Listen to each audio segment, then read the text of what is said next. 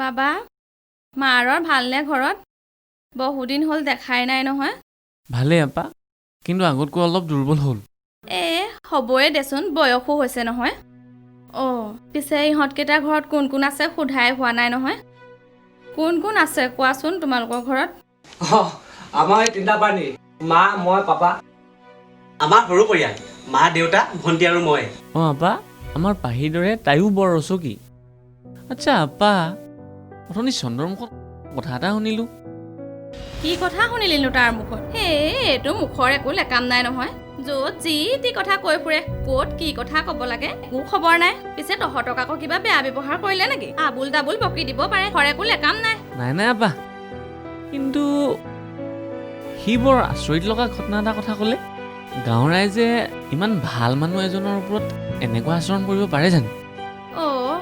তই গণেশৰ কথা কৈছ হ'ব? আপা, তেওঁৰ কথাই কৈছোঁ। আচ্ছা আপা, কওকচোন তেওঁ কি কাৰণে খেদিলে? বাদ দে এতিয়া এইবোৰ, পাছত পাতিবি দে। সেইবোৰ ঢেৰ কথা। তোৰ লগৰকেইটাৰ চাগে ভাগৰ লাগিছে নহয়। জানিবলৈ বৰ মন গৈছে, কোৱা না। তইনো সেইবোৰ জানি কি কৰিবি, বাদ দে থ। নহয়, জনাটো দৰকাৰ। ইমান উচ্চ শিক্ষিত এজন ব্যক্তিক মোৰো জানিবলৈ মন গৈছে। ইমান জানিবলৈ মন গৈছে যদি শুন। তোৰ দেউতা আৰু গণেশ সৰুৰে পৰা বৰ ভাল বন্ধু আছিল। সৰুৰে পৰা গাঁৱৰ সেই ভগা দলংখন দেখি দেখি সিহঁতৰ আৰু আমনি লাগিছিল। সেই ল'ৰা ছোৱালীবোৰো স্কুল যাবলৈ কমটি জানো কষ্ট হয়। সেইকাৰণে বোলে গাঁৱৰ এই 2-4জন মানুহ লগ লাগি কথাটো মিলি আলোচনা কৰি বাকীখিনিকো জনাওঁ বুলি ওলাই গৈছিল। তাৰপিছত আৰু আচ্ছা, হেৰি নহয়, এইবিলাক চব কথা বাদ দিয়া। দলংখনৰ কথাটো কি চিন্তা কৰিছা তোমালোকে?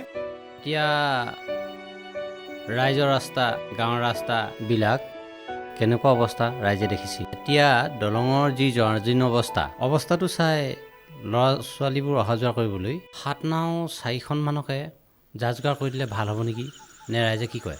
এখেতে কোৱা কথাটো বাৰু মিছা নহয়, কিন্তু 4খন 7 নাৱেৰে এই ল'ৰা ছোৱালীয়ে পাৰ হ'বনে নে বাটৰুৱা মানুহেই পাৰ হ'ব?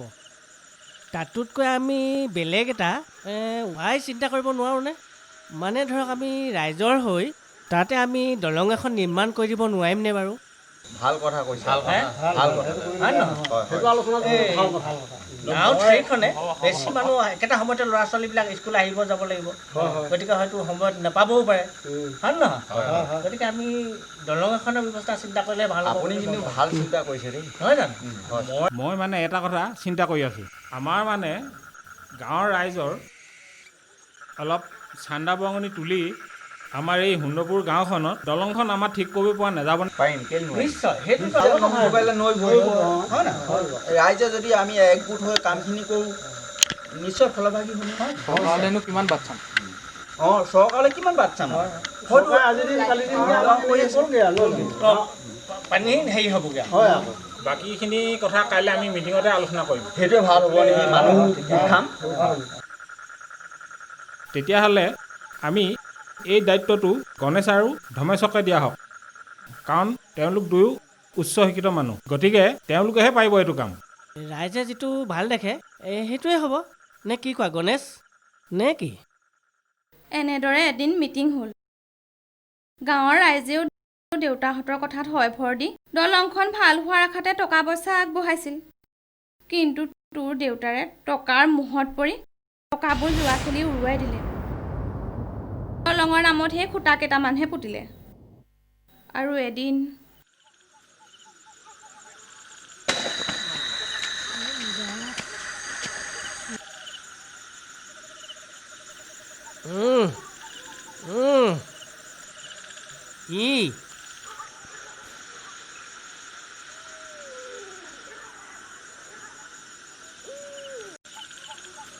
কি এটা মস্ত দেলালি তোক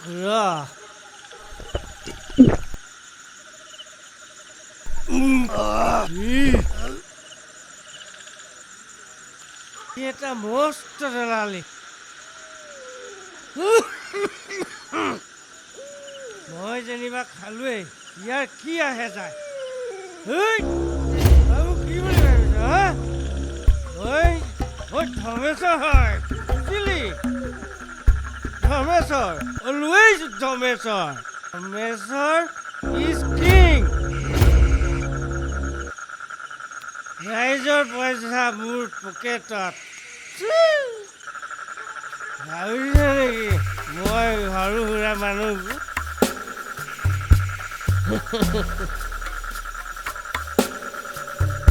তই মৰিবি দেই গোপাই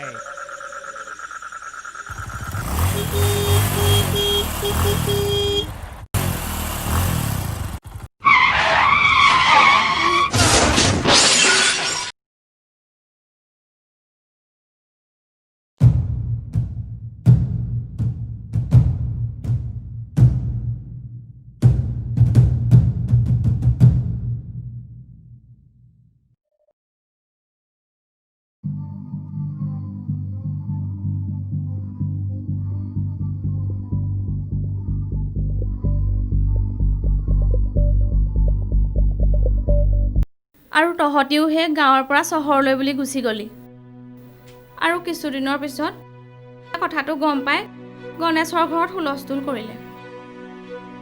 দেউতা কাইলৈ যদি বৰষুণ দিয়ে মই স্কুল নাযাওঁ দেই কিয় কাৰণ আমাৰ গাঁৱৰ দলংখন ভগা আছে যদি মই পৰি যাওঁ আইজনী আহাচোন গাঁৱৰ সকলো ৰাইজে মিলি দলংখন বনোৱা ব্যৱস্থা কৰি আছোঁ দেই মাজে স্কুললৈ নাযাওঁ বুলি ক'ব নাপায় নহয় প্ৰয়োজন হ'লে মই স্কুলত থৈ আহিমগৈ দেই মাজনী তুমি পঢ়া কৰি যোৱা হ'ব দেউতা গণেশ তই এইফালে ওলাই আহ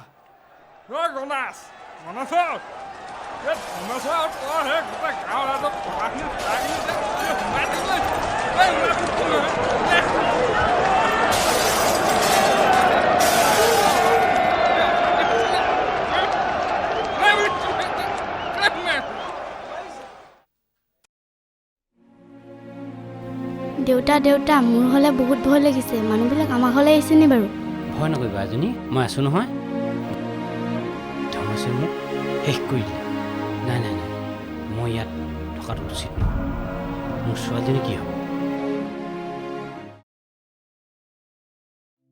মোৰ দেউতাৰ কাৰণে গণেশ খুৰা এনেকুৱা হ'ল ঐ তই কিয় ভাগি পৰিছ সেইটো চাগে সময়ৰ দুখ আছিল আৰু সেইটো চাগে দেউতাৰ কাৰণে খুব বেয়া সময় আছিল গতিশীল সময়ৰ লগত চলিব নোৱাৰিলে সেইটো সময়ৰ দুখ নহয় এইটো আমাৰে দুখ কিন্তু এই ভুল মোৰ দেউতাই কিয় কৰিলে প্ৰাঞ্জল দা অঁ পাহি এয়া আমাৰ দেউতাৰে ভুল আছিল আৰু সেই ভুলৰ শাস্তি আজি গণেশ খুৰাই ভুগি আছে আৰু তেওঁ কোনো ভুল নথকাকৈ গাঁৱৰ পৰা যাবলগীয়া হ'ল আৰু আজি আপোন মানুহৰ পৰা আঁতৰি থাকিবলগীয়া হৈছে এইটো জানো আপা মোৰ দেউতাৰে ভুল নহয় বাবা তই এতিয়া দুখ নকৰিবি দে হৈ যোৱাবোৰ হৈ গ'ল আৰু এতিয়া জানো দুখ কৰি কিবা লাভ হ'ব বাদ দে আৰু সেইবোৰ এতিয়া নহয় আপা হৈ যোৱাবোৰ হৈ গ'ল বুলি ক'লেই গণেশ খুৰাৰ মনৰ পৰা জানো এই আঘাতবোৰ আঁতৰাব পাৰিবা বাৰু আপা এতিয়া গণেশ খুৰাহঁত ক'ত থাকে কিয় তোকনো এতিয়া সেইবোৰ কেলে নাই মই গণেশ খুৰাক বিচাৰি যাম আৰু দেউতাৰ হৈ মই গণেশ খুৰাক ক্ষমা বিচাৰিম কোৱাচোন আপা ক'ত থাকে সঠিককৈ নাজানো সেই চহৰতে ক'ৰবাত থাকে বুলি এদিন শুনিছিলোঁ এৰা পুৰণি কথাবোৰ উলিয়াই থাকোঁতে তহঁতক তামোল দিবলৈকে পাহৰিলোঁ তামোল এডোখৰকে খাই ল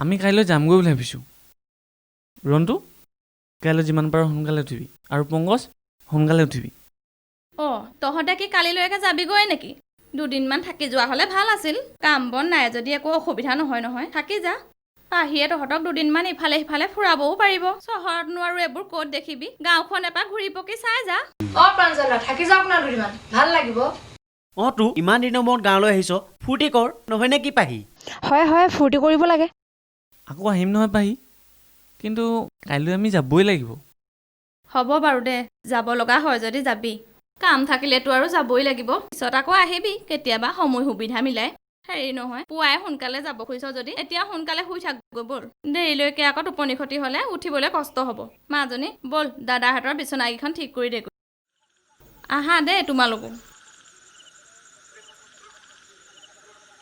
আহা বাবা অঁ সোনকালে ব'লক আহ।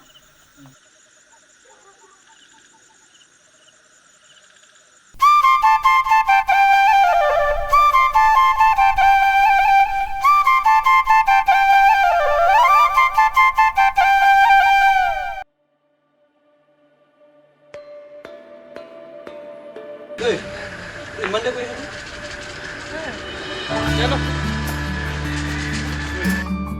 তাক ফোন এটা কৰোঁ ৰ ফোন এটা কৰিছোঁ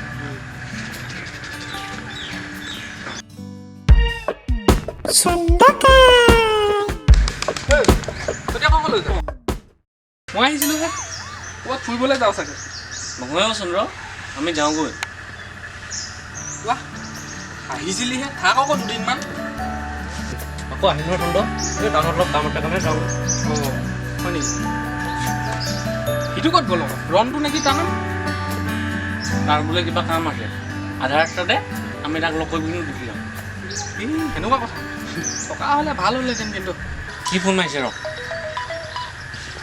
হেল্ল' হেল্ল' ঐ আমি এই দোকানৰ পৰা যাব লৈছোঁ তোক ক'ত লগ পাম এই চাৰিআলিটোলৈ আহিবি আহিব হৈছে নাই ন আমাৰ যাব লৈছোঁ এইটো কামাতো এই মই চন্দ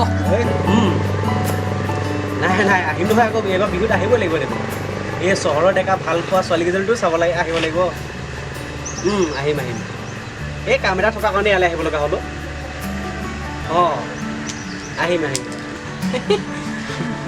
মানে ছোৱালী ঠাণ্ডা হ'ব মোকো সেই চহৰ এজনী চাই দিবা আৰু অঁ সেইটো কি বুলি কয় এক্সচেঞ্জ নে কি বুলি কয় এক্সচেঞ্জ অঁ সেইটোৱে আৰু সেই চাই দিবা আৰু অঁ যোৱা লগ পাই ভাল লাগিল অঁ হ'ব দিয়া কাট দিয়া ঠাণ্ড অঁ মোৰ কামটো কৰি দিবা সেইদিনাখন ৰেকৰ্ডিং হ'ব এই মই আছোঁ তেন্তে তহঁতি এতিয়া যাগে যা মোৰ কাম আছে তেতিয়াহ'লে আমি গৈ থাকোঁ যা বাই আকৌ লগ পাম দেই লগ পাম দে ঠিক আছে যাবি দেই